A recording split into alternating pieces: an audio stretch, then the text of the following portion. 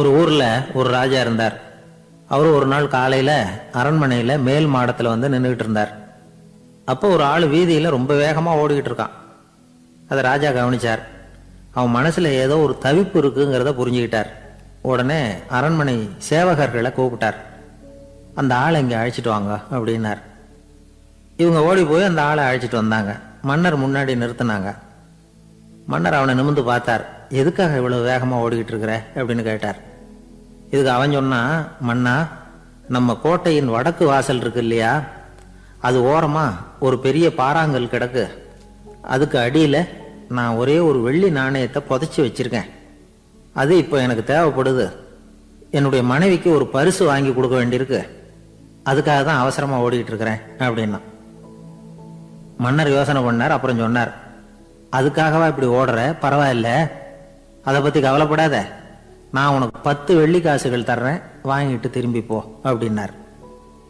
இவன் தலையை சொரிஞ்சான். மன்னா, நீங்க கொடுக்கறத ரொம்பவும் மகிழ்ச்சியோட வாங்கிக்கிறேன். இருந்தாலும் அதுக்கப்புறம் அந்த வடக்கு வாசலுக்கு போய் அங்க இருக்கிற ஒரு நாணயத்தையும் எடுத்துக்கிட்டு போயிடுறேனே அப்படின்னானா. இதை பாருப்பா, அந்த ஒரு நாணயத்தை மறந்துடு, உனக்கு 100 வெள்ளி நாணயங்கள் தரேன் இருக்கார். மன்னா, ரொம்ப மகிழ்ச்சி. உங்க மாதிரி தாராள குணம் வேற யாருக்கும் வராது. நீங்க கொடுக்குற 100 நாணயங்களையும் வாங்கிக்கிறேன். இருந்தாலும் வடக்கு வாசலுக்கு போய் அதையும் எடுத்துக்கிட்டா 101 ஆயிடுமே அப்படின்னானா. இதை பாருப்பா, அந்த ஒரு நாணயத்தை மறந்துடு, அது எக்கேடாவது கெட்டு போகட்டும். நான் உனக்கு 100 பொற்காசுகள் தரேன், அதையாவது வாங்கிட்டு வந்த வழியிலேயே திரும்பி போடுன்னாராம். தங்க நாணயங்களே தரேன்னு சொல்றீங்க, தாராளமா வாங்கிக்கிறேன். இருந்தாலும் வடக்கு வாசலுக்கு போய் அப்படின்னு மறுபடியும் ஆரம்பிச்சான். அரசர் வந்து பொறுமை இழந்துட்டார். கடைசியா ஒரு முடிவுக்கு வந்துட்டார். இதை பாருப்பா, உனக்கு என்னுடைய ராஜ்யத்திலேயே பாதியை கொடுத்துட்றேன், அப்படியாவது திருப்தியா திரும்பி போ அப்படின்னாராம். மன்னா, உங்களுடைய பெருந்தன்மைக்கு ஈடு இணையே கிடையாது. தேசத்திலேயே பாதி பிரிச்சு கொடுக்குறேன்னு சொல்றீங்க, அதனால உங்ககிட்ட ஒரு சின்ன வேண்டுகோள் அப்படின்னானா. சொல்லுன்னாராம் மன்னர் ஆர்வமா. இவன் மெதுவா ஆரம்பிச்சான். அப்படி இந்த ராஜ்யத்தை 2ஆ பிரிக்கிறப்போ அந்த வடக்கு வாசல் இருக்கிற பக்கத்தை என்கிட்டயே கொடுத்துருங்க அப்படின்னானா. மன்னர் அசந்து போயிட்டார். இந்த கதை எதுக்காகன்னு கேட்டா, மனம்ங்கிறது ஒரு குரங்குங்கிறத புரிஞ்சுக்கிறதுக்காகத்தான். உன்னை பிடிச்சுக்கிட்டா லேசில விடாது. அப்படிப்பட்ட மனசை அறிவு தான் வழி நடத்தணும். அதுல தான் வாழ்க்கையின் வெற்றி அடங்கி இருக்குது. ஒரு சின்ன பையன் தெருவில் அழுதுகிட்டு இருந்தான். ஏன்பா அழுகுறேன்னு ஒரு பெரியவர் கேட்டார். 1 ரூபா காசை இங்க தொலைச்சுட்டேன் அப்படின்னா. சரி, அதுக்காக அழாத, அதுக்கு பதிலாக 10 ரூபா தரேன், இந்தா வச்சுக்கோன்னு கொடுத்தாரு. இந்த 10 ரூபாயை வாங்கி சட்டப்பையில போட்டுக்கிட்டு அதை விட அதிகமாக சத்தம் போட்டு அழ ஆரம்பிச்சுட்டான். மறுபடியும் ஏன்டா அழறேன்னு கேட்டார் பெரியவர். அந்த 1 ரூபாயும் கிடைச்சிட்டுதுன்னா இப்போ என்கிட்ட 11 ரூபா இருக்குமே, இப்போ 10 ரூபா தானே இருக்கு அப்படின்னு சொல்லிவிட்டு அழறான்.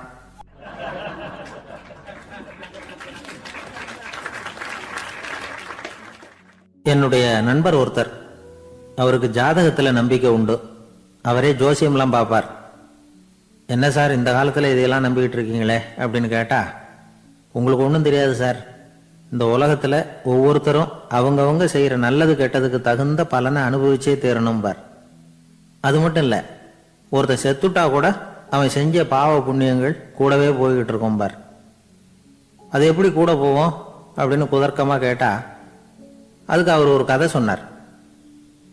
அது ரொம்ப சுவாரஸ்யமா இருந்தது. அது என்ன கதைன்னா, ஒரு ஊர்ல ஒருத்தர் இருந்தாராம். அவர் ஜோசியம் பார்க்கறதுல ரொம்ப கெட்டிக்காரரான். ஒருத்தருடைய தலைமுடியை மட்டும் அவர்கிட்ட காட்டினா போதும், அதை மட்டும் பார்த்துட்டு அவருடைய ஜாதகத்தையே அலசி போடுவாராம். அப்பேற்பட்ட திறமை. அந்த ஆள் ஒரு சமயம் கன்னியாகுமரி கடற்கரைக்கு போயிருந்திருக்கார். அங்க கரை ஓரமா ஒரு மண்டை ஓடு கிடந்திருக்கு. அதை எடுத்து பார்த்திருக்கார். அந்த மண்டை ஓட்டை வச்சுக்கிட்டே அதோட ஜாதகத்தை அலசியிருக்கார். இந்த மண்டை ஓட்டுக்கு உரிய ஆசாமி வாழ்க்கையில ரொம்ப கஷ்டப்பட்டிருக்கணும், நிறைய கஷ்டத்தை அனுபவிச்சிருக்கணும். அது தாங்க முடியாம தான் கடல்ல விழுந்து தற்கொலை பண்ணிட்டு இருக்கான் அப்படிங்கிறத அவரு கணிச்சுட்டார். இருந்தாலும் இந்த மண்டை ஓடு இன்னமும் அனுபவிக்க வேண்டியது பாக்கி இருக்கு அப்படிங்கிறத அவர் உணர்ந்தாராம். அது சரி, ஒருத்தன் உயிரோடு இருக்கிற வரைக்கும் நல்லது கெட்டதை அனுபவிக்க முடியும், செத்ததுக்கு அப்புறமும் பாக்கி இருக்குன்னா அதை எப்படி அனுபவிக்கிறது? இந்த மண்டை ஓட்டுக்கு இன்னும் கொஞ்சம் பாக்கி இருக்குங்கிறது அவருக்கு புரிஞ்சதே தவிர அதோட அர்த்தம் என்னங்கிறது சரியா விளங்கல. சரி, இதை இன்னும் கொஞ்சம் விவரமா ஆராய்ச்சி பண்ணுவோம் அப்படின்னு நினைச்சுக்கிட்டு அதை தன்னுடைய வீட்டுக்கு எடுத்துட்டு போயிட்டார். அந்த மண்டை ஓட்டை ஒரு பெட்டியில வச்சு பூட்டினார். தன்னுடைய தனி அறையில அதை பத்திரமா வச்சுக்கிட்டார். தினமும் ராத்திரி ஆனதும் தன்னுடைய மனைவியை பார்த்து, நீ போய் பூஜை அறையில தனியா படுத்துக்கோ அப்படின்னு சொல்லிவிட்டு தினம் ராத்திரி 12 மணிக்கு பெட்டியை திறந்து அவர் பார்ப்பார். மண்டை ஓடு அப்படியே இருந்தது தவிர இன்னும் கொஞ்சம் பாக்கி இருக்குங்கிறதுக்கு அர்த்தம் அவருக்கு விளங்கல. அந்த மண்டை ஓட்டுக்கு இன்னும் என்ன பாக்கி இருக்க போகுது? இப்படியே ஒரு 10 நாள் போச்சு. அந்த வீட்டம்மாவுக்கு சந்தேகம் வந்துட்டுது. நம்ம வீட்டுக்காரரு நம்மளை தனியா ஏன் தூங்க சொல்றார் அப்படிங்கிற சந்தேகம். உடனே பக்கத்து வீட்டு அம்மா கிட்ட விஷயத்த சொல்லியிருக்கிறாங்க. அந்த அம்மா உடனே, நீ கவலைப்படாத, நான் கண்டுபிடிச்சு சொல்றேன் அப்படின்னு சொல்லிவிட்டாங்களாம். அன்னைக்கு ராத்திரியே ஜன்னல் வழியா எட்டி பார்த்துருக்குறாங்க.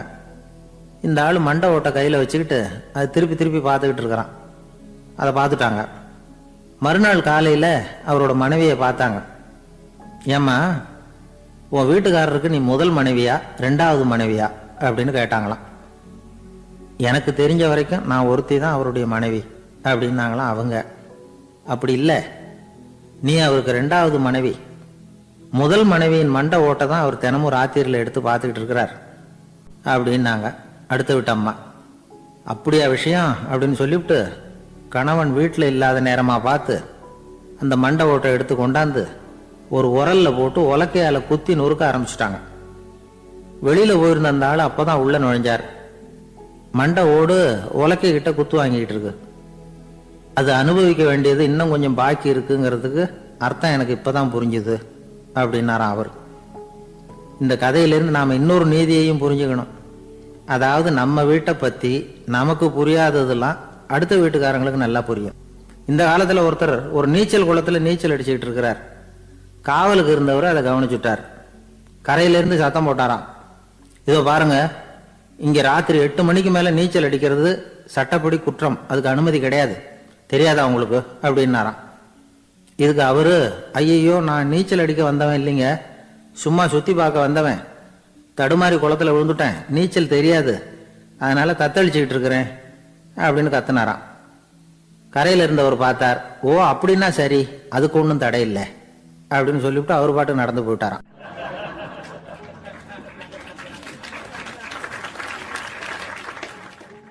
ஒரு ஊர்ல ஒரு ஆள் இருந்தான். நிறைய பணம் சேர்த்தான். அவனுக்கு சம்பாதிக்க தெரியுமே தவிர செலவு பண்ண தெரியாது.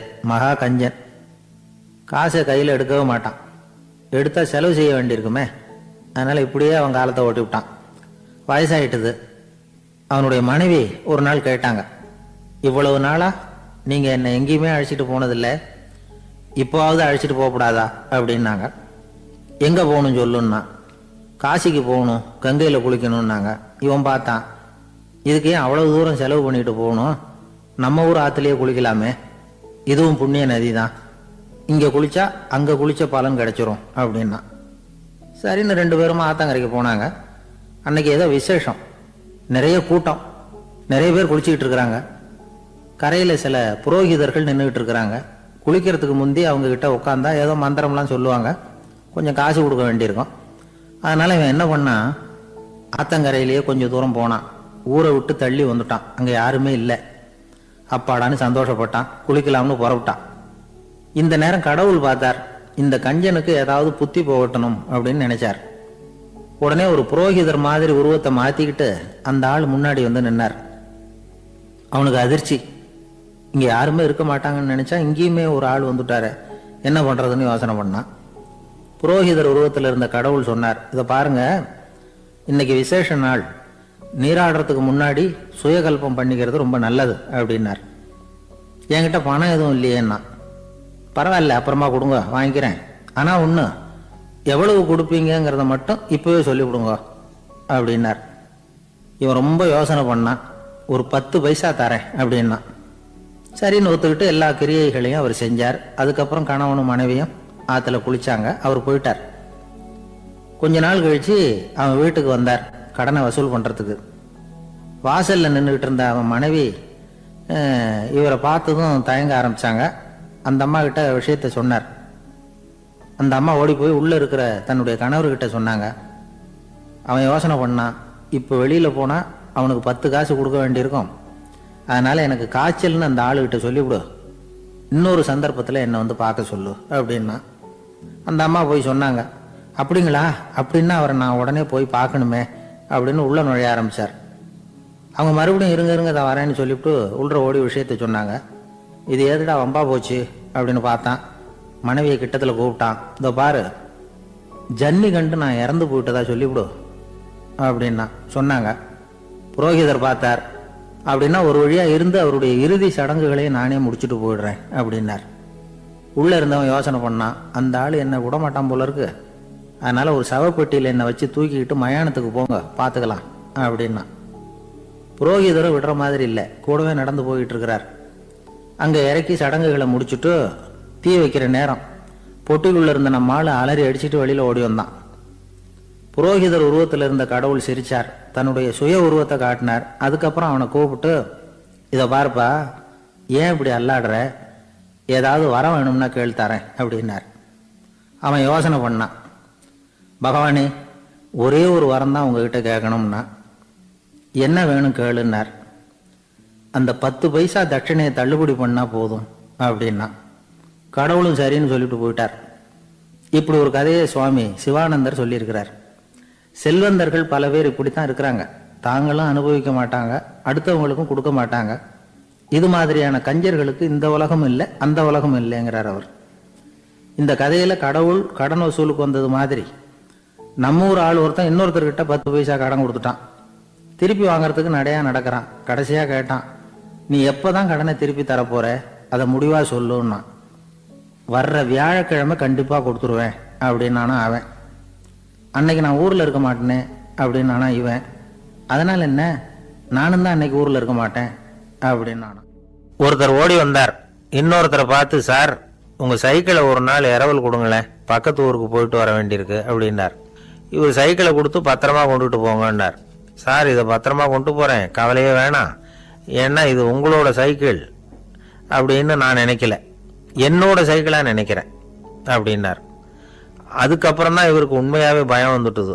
ஏன்னா அவர் சொன்னது மாதிரி அதை தன்னோட சைக்கிளாவே நினைச்சு தள்ளிட்டு போட்டா என்ன பண்றது.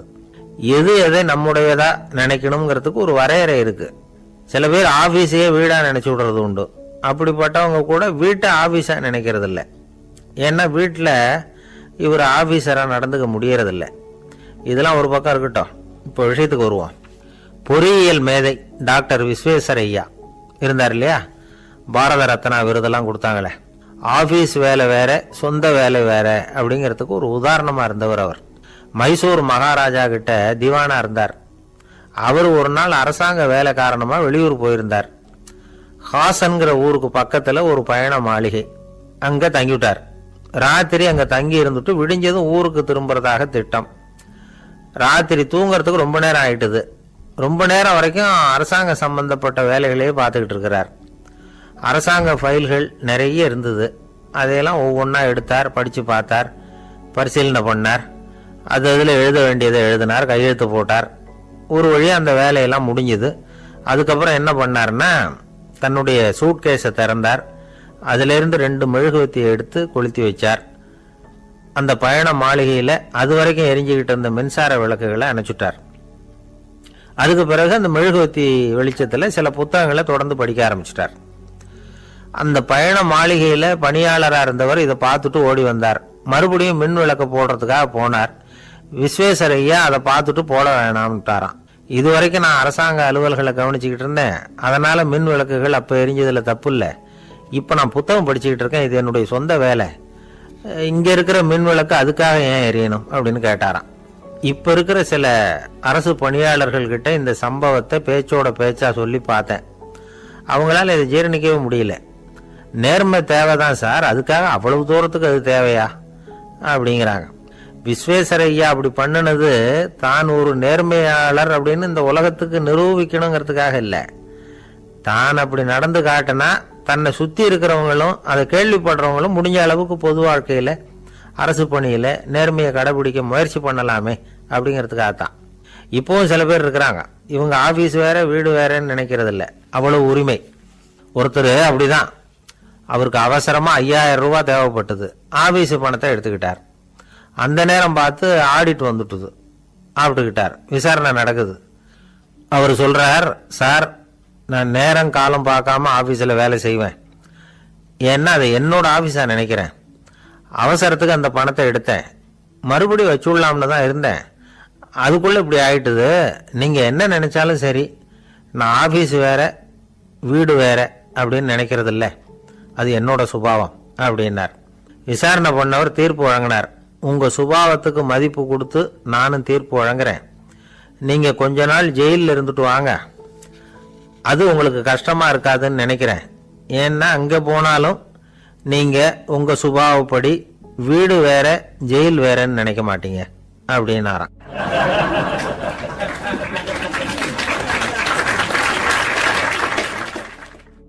திபேத் நாட்டில் புத்த மடாலயங்கள் நிறைய உண்டு. அதுக்கு ஒரு தலைமையகமும் உண்டு. அது இந்த திபேத் தலைநகரம் லாசாவில் இருக்குது. ரொம்ப காலத்துக்கு அப்பால் அதை பற்றிலாம் நிறைய விவரங்கள் எழுதி வச்சிருக்கிறாங்க. அது இப்போவும் நமக்கு கிடைக்குது. அதாவது ரொம்ப தூரத்துக்கு அந்தாண்ட மலைகளுக்கு நடுவில் ஒரு கிளை மடாலயம். அந்த மடத்தின் தலைவருக்கு வயசாயிட்டு தான். அதனால் தலைமை பொறுப்பை வேற ஒருத்தர்கிட்ட ஒப்படைக்கலாம் அப்படின்னு முடிவு பண்ணாராம். உடனே ஒரு லாமாவை கூப்பிட்டார். அவர் மூலமாக தலைமை மடாலயத்துக்கு செய்தி அனுப்புனார், பொருத்தமான வாரிசு ஒருத்தரை அனுப்பி வைக்கும்படியாக. அந்த வாலிப லாமா புறப்பட்டார். காடு மேடெல்லாம் நடந்து போறார். ரொம்ப நாள் கழிச்சு தலைமை பீடத்தை அடைஞ்சார். தலைமை குரு கிட்ட விவரத்தை சொன்னார். தகுதியான ஒருத்தரை அனுப்பி வச்சா அழைச்சிட்டு போறேன் அப்படின்னார். சரி, நாளைக்கு காலையில் நீங்கள் அவங்க எல்லாரையும் அழைச்சிட்டு போகலாம்னார் அவர். அவங்க எல்லாரையுமா? அங்கே தேவைப்படுறது ஒருத்தர் தானே அப்படின்னார் இவர். ஆமான்னார். அப்புறம் ஏன் எல்லாரையும் அழைச்சிட்டு போக சொல்கிறீங்கன்னார். அது இப்போ உனக்கு புரியாது. நான் ஒரு 100 பிக்குகளை அனுப்புகிறேன், அதாவது பிட்சுகளை. அவ்வளவு பேரையும் அங்கே வச்சு சமாளிக்க முடியாது அப்படின்னார் இவர். இருந்தாலும் இப்போ அந்த தலைமை குரு என்ன சொன்னார்னா, அதை பற்றி கவலைப்படாத, நான் 100 பேரை அனுப்புகிறேன். அதில் 99 பேர் வழியிலேயே காணாமல் போடுவாங்க. ஒருத்தன் மட்டும்தான் வருவான். அவனும் அங்கே வந்து சேர்ந்துட்டான்னா நீ ரொம்ப கொடுத்து வச்சவன் அப்படின்னார். இவருக்கு ஒன்றும் புரியல. இருந்தாலும் மறுநாள் அந்த வாலிப லாமா 100 பேரை அழைச்சிக்கிட்டு புறப்பட்டார். போகிற வழியிலேயே பல பேர் அங்கங்கே பிச்சுக்கிட்டு போட்டாங்க. அவர் சொன்னது மாதிரியே. வழியில் அவங்க ஊர்கள் இருந்தது தான் காரணம். அப்பா அம்மாவை பார்த்துட்டு வரேன் அப்படின்னு கொஞ்சம் பேர் போனாங்க. சொந்த பந்தத்தை பார்த்துட்டு வரேன் அப்படின்னு கொஞ்சம் பேர். ஒரு வாரம் ஆச்சு. இப்போ மிஞ்சினது 10 பேர் தான். வழியில் ஒரு நகரம். அங்கே சில பிட்சுக்கள் சந்திச்சாங்க. எங்கள் மடத்து தலைவர் இறந்துட்டார், உங்களில் யாராவது ஒருத்தர் எங்களுக்கு தலைவராக முடியுமா அப்படின்னு கேட்டாங்க. 10 பேரும் தயார். அதில் ஒருத்தரை அழைச்சிட்டு அவங்க போயிட்டாங்க. இன்னொரு ஊரில் சில பேர் வந்தாங்க, வழிமறிச்சாங்க. நில்லுங்க, எங்கள் மன்னர் மகளுக்கு திருமணம், அதை நடத்தி வைக்க 3 லாமாக்கள் தேவை அப்படின்னாங்க. இப்படி கொஞ்சம் கொஞ்சமாக எல்லாரும் காலி. கடைசியில் 2 பேரும் மிஞ்சினாங்க. அங்கே ஒரு இளம்பெண் எதிரில் வந்தா. எங்கள் அப்பா வேட்டைக்கு போயிருக்கிறாரு, இன்னும் திரும்பி வரல. வீட்டில் வேற யாரும் இல்லை, தனியாக இருக்க பயமாக இருக்குது, யாராவது ஒருத்தர் எனக்கு துணையாக இருக்கணும் அப்படின்னு கேட்டுக்கிட்டா. எங்கள் 2 பேரில் நீயே ஒருத்தரை தேர்ந்தெடுத்துக்கோ, இல்லைன்னா எங்களுக்குள்ள சண்டை வந்துடும் அப்படின்னாங்க. இப்போ மிஞ்சினவர் ஒருத்தர். அவருக்கும் ஒரு சோதனை வந்தது. ஒரு தர்க்கவாதி எதிரில் வந்தான். உன்னோட வாதம் பண்ணணும்னா. இவனோட வாதம் பண்ணுறேன், அது முடிய ரொம்ப காலம் ஆகலாம். தர்க்கத்தில் நான் ஜெயிச்சா அங்கே வரேன், இல்லைன்னா இவருடைய சீடன் ஆயிடுவேன் அப்படின்னார் அவர். கடைசியாக அழைக்க வந்த வாலிபலாமா மட்டும் வெறும் கையோடு திரும்பி போனார். அங்கே இருந்த வயசான மடாதிபதி கேட்டார், எத்தனை பேர் அங்கேருந்து புறப்பட்டீங்கன்னார். என்னையும் சேர்த்து 101ன்னார் அவர். நல்லது, நீயாவது திரும்பி வந்திய, அதுதான் எனக்கு போதும். ஏன்னா நீ தான் எனக்கு உண்மையான வாரிசு. அந்த 100 பேரில் யாரும் வரமாட்டாங்க அப்படின்னார் அவர். ஏன்னா அவருக்கு தெரியும் இவர் ஒருத்தர் தான் திரும்பி வருவாருங்கிறது. திபேத்தில் ஒரு பழங்கால பழமொழி உண்டாம், 100 பேர் செல்லலாம், எப்பொழுதாவது ஒருவன் அபூர்வமாக அடைய வேண்டிய இடத்தை அடைவான். இதுதான் அந்த பழமொழி.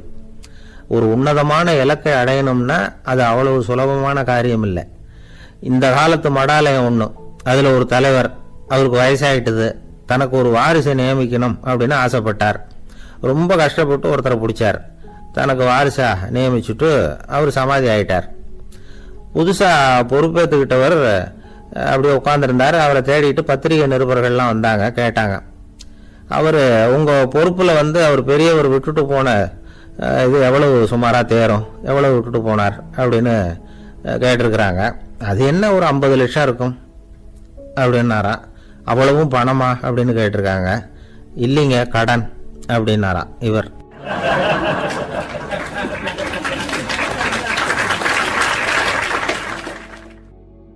ஒரு ஊர்ல ஒரு சித்தர் இருந்தார், சூஃபி சித்தர். அவர் ஞானம் பெற்ற ஒரு சித்தர். ஒரு நாள் அந்த நாட்டு மன்னன் அவரை பார்க்கறதுக்காக வந்தான். என்ன வேணும் உனக்குன்னு கேட்டார். நான் கடவுளை பார்க்கணும், அதுக்கு நீங்க தான் உதவி பண்ணணும் அப்படின்னா அவன். சித்தர் கொஞ்சம் யோசனை பண்ணார். சரி, போயிட்டு நாளைக்கு வாடினார். அதே மாதிரி மன்னன் போயிட்டு அடுத்த நாள் வந்தான். இங்க நீ என்னோட ஒரு வாரம் தங்கியிருக்க வேண்டியிருக்கும்னார். சரின்னா ஒரு பிச்சை பாத்திரத்தை தூக்கி கையில கொடுத்தார். அவனுக்கு ஒன்றும் புரியல, இருந்தாலும் வாங்கிட்டான். வாங்கிட்டு இதை என்ன செய்யணும் அப்படின்னு கேட்டான். இதை ஒன்றும் செய்ய வேணாம், இதை எடுத்துக்கிட்டு பக்கத்தில் உள்ள கிராமங்களுக்கு போ, வீடு வீடாக பிச்சை எடுத்துக்கிட்டு வா. அப்படி வந்த பிறகுதான் உனக்கு சாப்பாடும் ஓய்வும் கிடைக்கும். ஒரு வாரம் இப்படி செய், அதுக்கப்புறம் 8வது நாள் நாம கடவுளை பத்தி யோசிக்கலாம் அப்படின்னார். இப்படி ஒரு சொன்னதை கேட்டதும் அந்த அரசனுக்கு அதிர்ச்சி ஆயிட்டது. ஒரு மாதிரி ஆயிட்டான். தன்னுடைய சொந்த நாட்டில் சொந்த குடிமக்கள் கிட்ட போய் பிச்சை எடுக்கிறதா அப்படின்னு யோசனை பண்ணி பார்த்தான். அதுக்கப்புறம் மெதுவா அவன் அந்த சித்தரை பார்த்தான். ஐயா, சொந்த நாட்டிலேயே பிச்சை எடுக்கிறதுன்னா எனக்கு ஒரு மாதிரியா இருக்கு, வெக்கமா இருக்கு. நான் வேணும்னா வெளி தேசத்துல எங்கேயாவது போய் பிச்சை எடுக்கவா அப்படின்னு கேட்டான். இதுக்கு அந்த சித்தர் ஒரு சம்மதிக்கலை. இதோ பாரு, உன்னால பிச்சை எடுக்க முடியலன்னா பேசாம திரும்பி அரண்மனைக்கே போயிடு. அதுக்கப்புறம் கடவுளை பத்தி எல்லாம் பேசுறதுக்கு என்னை தேடிட்டு வரக்கூடாது அப்படின்னு விட்டார். மன்னன் தயங்கினான். இருந்தாலும் மனசை சரி பண்ணிட்டு சம்மதிச்சான். சரிங்க, ஒரு வாரம் இங்க தங்குறேன், நீங்க சொல்றது மாதிரி பக்கத்து கிராமங்களுக்கு போறேன், வீடு வீடா பிச்சை எடுக்கிறேன், வர்றேன் அப்படின்னா. ஒரு வாரம் தெரு தெருவா பிச்சை பாத்திரத்தோட அலைஞ்சான். சொந்த ஊர்ல சொந்த குடிமக்கள் கிட்ட பிச்சை எடுத்தான். 7 நாள் முடிஞ்சது. 8வது நாள் அந்த சித்தர் மன்னனை கூப்பிட்டார். இப்படி வாழ்னார். வந்தான். இனிமே நீ கடவுளை பத்தி என்கிட்ட கேட்கலாம்னார். இனிமே கேட்கறதுக்கு ஒண்ணுமே இல்லை சுவாமின்னா இவன். ஒரு வார காலம் பிச்சை எடுத்த பிறகுதான் கடவுளை காண முடியும் அப்படின்னு நான் கனவு கூட காணவில்லைன்னா. அப்படின்னா நீ பிச்சை எடுத்த காலத்துல அப்படி என்னதான் நடந்தது அப்படின்னு கேட்டார் அவரு. சுவாமி, ஒரு வார காலம் பிச்சை எடுத்ததுல என்னுடைய ஆணவம் அழிஞ்சுட்டுது. அது இப்போ இருக்கிற இடமே தெரியல. இப்போ அதை காணவே காணோம். பிச்சைக்காரனா இருந்தப்போ பெற்றதை மன்னனாக இருக்கும்போது பெற முடியாதுங்கிறத புரிஞ்சுக்கிட்டேன் அப்படின்னா மன்னன். அடக்கம் பிறந்தவுடன் தெய்வீக கதவுகள் திறந்து கொள்ளுகின்றன அப்படிங்கிறார் ஓஷோ. நம்மால் ஒருத்தன் ஆணவம் அழியணுங்கிறதுக்காக ஒரு திருவோட்டை எடுத்துக்கிட்டு தெரு தெருவா பிச்சை எடுக்க ஆரம்பிச்சான். என்ன, தெய்வீக கதவுகள் திறந்துதா அப்படின்னு கேட்டார் ஒருத்தர். தெய்வீக கதவு திறக்கிறதுக்கு முன்னாடியே எங்க வீட்டு கதவு சாத்திக்கிட்டுதுன்னா. என்னடா சொல்றேன்னார். இனிமே வீட்டுக்குள்ளேயே வர வேணாம், இதையே தொழிலா வச்சுக்கோ அப்படின்னு எங்க வீட்டுல சொல்லிவிட்டாங்க சார் அப்படின்னா. ஒரு பள்ளிக்கூடம் வகுப்பு நடந்துகிட்டு இருக்கு. ஆசிரியர் பாடம் நடத்திக்கிட்டு இருக்கிறார். நடத்தி முடிச்ச உடனே கேட்டார், மாணவர்களே, இதுவரைக்கும் நான் நடத்தின பாடத்துல உங்களுக்கு ஏதாவது சந்தேகம் இருக்கா அப்படின்னு கேட்டார். அப்புறம் ஒவ்வொருத்தரா கேட்டார். ஒரு மாணவன் எழுந்திருச்சான். சார், எனக்கு சந்தேகம் எதுவுமே இல்லைன்னா. ஏன்னு கேட்டார். ஏன்னா எனக்கு நீங்க நடத்தின பாடம் தெளிவா புரிஞ்சுட்டுது, அதனால சந்தேகம் வரலன்னா. இன்னொரு மாணவன் எழுந்திருச்சான். சார், எனக்கும் சந்தேகம் எதுவும் இல்லைன்னா. ஏண்டான்னு கேட்டார். ஏன்னா எனக்கு நீங்க நடத்தின பாடம் எதுவுமே புரியல, அதனால சந்தேகம் வரல அப்படின்னா. இந்த இடத்துல நாம கொஞ்சம் சிந்திச்சு பார்க்கணும். இந்த உலகத்துல எல்லாம் புரிஞ்ச ஒருத்தனுக்கும் சந்தேகம் வராது, எதுவுமே புரியாத ஒருத்தனுக்கும் சந்தேகம் வராது. அறகுறையா புரிஞ்சுக்கிட்டவன் இருக்கான் பாருங்க, அவனுக்கு தான் அடிக்கடி சந்தேகம் வரும். ஆக மாணவர்களை இந்த 3 வகையா பிரிக்கலாம். அதே மாதிரி தான் மனிதர்களையும் 3 வகையா பிரிக்கிறாங்க ஆன்மீகவாதிகள். ஒரு ஆன்மீக பெரியவர் என்ன சொல்றார் தெரியுமா? இந்த உலகத்துல 3 வகையான மனிதர்கள் இருக்கிறாங்களாம். முதல் வகை எப்படி தெரியுமா? இவங்களுக்கு எதையும் தெரிஞ்சுக்கணுங்கிற அவசியமே கிடையாது. ஏன்னா அவங்களுக்கு எல்லாமும் தெரியும். இவங்க ஞானத்தின் முழு வடிவா இருக்கிற காரணத்தினால அவங்களுக்கு எந்த சந்தேகமும் இல்லை, எந்த கேள்விகளும் கிடையாது. இந்த நிலையில இருக்கிறவன் கிருஷ்ணன். எல்லாத்துக்கும் விட தெரிஞ்சுக்கிட்ட நிலையில அவன் விடையாக மாறிவிட்டான் அப்படின்னு சொல்லுவாங்க. ரெண்டாவது நிலையில இருக்கிறவன் அர்ஜுனன். இவனுக்கு எப்ப பார்த்தாலும் கேள்விதான், சந்தேகம்தான். பதில் சொல்ல சொல்ல அவனுக்கு இருக்கிற சந்தேகமும் அதிகமாகிட்டே இருக்கும், குறையவே குறையாது. அர்ஜுனன் மாதிரி உள்ளவங்க எப்பவும் கேள்வி கேட்டுக்கிட்டே இருப்பாங்க. ஒரு கேள்விக்கு விட கிடைச்சுட்டுன்னு வைங்க, உடனே இன்னொரு கேள்வி அவங்க கிட்ட இருந்து வரும். கிருஷ்ணனுடைய நிலை எப்படின்னா அது கேள்விகளே அற்ற ஒரு நிலை. அர்ஜுனனுடைய நிலை எப்படின்னா அது கேள்விகளை தவிர வேறு எதுவும் அற்ற ஒரு நிலை. இவங்களை தவிர இன்னொரு ஆள் இருக்கிறான், அவனுக்கும் கேள்விகள் அற்ற ஒரு நிலை தான். அவன் யாருன்னா துரியோதனன். இவனுக்கு தெரிஞ்சுக்கணுங்கிற எண்ணமே சுத்தமா கிடையாது. ஆவலே இல்லைங்கிறதுனால அதை புரிஞ்சுக்கணுங்கிற அவசியமும் இல்லை. அதனால அவனுக்கு கேள்விகள் அற்ற ஒரு நிலையில அவன் இருந்துகிட்டு இருக்கிறான். எல்லா பதிலும் தெரிந்து கொண்ட நிலையில கிருஷ்ணனும் கேள்விகள் அற்ற நிலையில இருக்கிறான். தெரிஞ்சுக்கணுங்கிற ஆவலே இல்லாத துரியோதனனும் கேள்விகள் அற்ற நிலையிலே இருக்கிறான். இப்படியும் இல்லாம அப்படியும் இல்லாம ரெண்டும் கெட்டான நிலையில இருக்கிறானே, அவன் தான் அர்ஜுனன். அதனால பெரியவங்கள்லாம் என்ன சொல்றாங்கன்னா, இந்த உலகத்துல அர்ஜுனன்களா இருக்கிறவங்க ஒண்ணு துரியோதனனா மாறிடணும், இல்லைன்னா கிருஷ்ணனா மாறிடணும். இதை தவிர வேற வாய்ப்பு இல்லை. துரியோதனன் மாதிரி உள்ளது விலங்கு நிலை, கிருஷ்ணன் மாதிரி உள்ளது தெய்வ நிலை. அர்ஜுனன் விலங்காவும் ஆக முடியல, தெய்வமாவும் ஆக முடியல. இப்படி ரெண்டும் கெட்டானா இருக்கிற வரைக்கும் இந்த கேள்விகளும் பிரச்சனைகளும் இருந்துகிட்டே தான் இருக்கும். இதுதான் பெரியவர்கள் சொல்லுகிற அனுபவ உண்மை. ஒரு ஆசிரியர் ரொம்பவும் விரிவா விளக்கமா பாடம் நடத்தின பிறகு, மாணவர்களே ஏதாவது சந்தேகம் இருந்தா கேளுங்கன்னாராம். ஒரு மாணவன் எழுந்திருச்சான். சார், எனக்கு ஒரு சந்தேகம்னா. என்னன்னு கேட்டார். இது வரைக்கும் என்ன பாடம் சார் நடத்துனீங்க அப்படின்னா அந்த பையன்.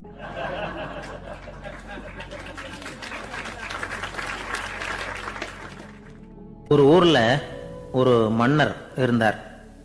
ஒரு நாள் அவருடைய அரசவைக்கு ஒரு ஓவியன் வந்தான். அவன் சீனா தேசத்திலிருந்து வந்தவன், தாவோ சிந்தனையாளன். அவன் அங்க மன்னர் முன்னாடி நிக்கிறான். யாரும் செய்ய முடியாத ஒரு காரியத்தை என்னால செய்ய முடியும்னா. இவன் இப்படி சொன்னதை கேட்டதும் ஏற்கனவே அங்க இருந்த அரசவை ஓவியன் ஒருத்தனுக்கு கோபம் வந்துட்டுது. இதோ பாரு, இப்படி எல்லாம் பேசக்கூடாது, நான் வேணும்னா உன்னுடைய சவாலை ஏத்துக்கிறேன் அப்படின்னா. நாம 2 பேரும் ஓவியம் தீட்டுவோம், அதை பார்த்துட்டு நம்ம 2 பேர்ல யாரு சிறந்த ஓவியன் அப்படிங்கறத மன்னரே தீர்மானம் செய்யட்டும், என்ன சொல்ற அப்படின்னு கேட்டான் அவன். அவனும் சரின்னு ஒத்துக்கிட்டான். போட்டி ஆரம்பமாச்சு. அரசர் அவங்களுக்கு 2 சுவர்களை ஒதுக்கி கொடுத்தார். 6 மாச காலம் அவகாசம் கொடுத்தார். 2 ஓவியர்களும் அவங்கவங்க வேலையை ஆரம்பிச்சாங்க. இரவு பகலா வேலை செய்ய ஆரம்பிச்சுட்டாங்க. 6 மாசம் முடிஞ்சது. அரசர் பார்த்தார். முதல்ல தன்னுடைய அரசவை ஓவியர் தீட்டி இருந்த ஓவியத்தை பார்த்தார். ரொம்ப பிரமாதமா இருந்தது, பாராட்டினார்.